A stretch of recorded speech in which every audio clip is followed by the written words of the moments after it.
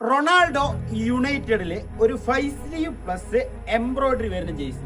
അപ്പൊ നമുക്ക് ഈ ജേഴ്സിക്ക് ഒരു ചരിത്രമുണ്ട്, അതെന്താന്ന് നോക്കിയാലോ. വർഷം 2003 ഓഗസ്റ്റ് 6 മാഞ്ചസ്റ്റർ യുണൈറ്റഡും സ്പോർട്ടിംഗ് CPയും തമ്മിൽ നടന്ന ഒരു പ്രീ സീസൺ മത്സരം. അന്നത്തെ ലോകത്തിലെ നമ്പർ 1 ടീമായിരുന്ന ഫെർഗ്യൂസന്റെ യുണൈറ്റഡ് ഏറ്റുവാങ്ങിയത് 3-1 തോൽവിക്ക് പ്രധാന കാരണമായത് സ്പോർട്ടിങ്ങിലെ 28ാം നമ്പറുകാരനായ ഒരു 18 വയസ്സുകാരനിലെ അസാമാന്യ പ്രതിഭ. റൊണാൾഡോയുടെ അസാമാന്യ പ്രകടനം കണ്ട അന്നത്തെ യുണൈറ്റഡിന്റെ ഹെഡ് കോച്ചായ അലക്സ് ഫെർഗ്യൂസൻ മറ്റൊന്നും ആലോചിക്കാതെ തന്നെ അദ്ദേഹത്തെ ഓൾഡ് ട്രാഫോർഡിൽ എത്തിച്ചു. കോച്ചായ ഫെർഗ്യൂസനോട് സ്പോർട്ടിങ്ങിലെ തന്റെ 28ാം നമ്പർ തന്നെ യുണൈറ്റഡിലും നൽകാമോ എന്നതിന് പകരമായി അദ്ദേഹത്തിന് നൽകിയതോ ഒരു 7ാം നമ്പർ. യുണൈറ്റഡിനെ സംബന്ധിച്ചിടത്തോളം 7ാം നമ്പർ ഒരു ലെജൻഡറി സ്റ്റാറ്റസ് ഉള്ള ജേഴ്സി തന്നെയാണ്.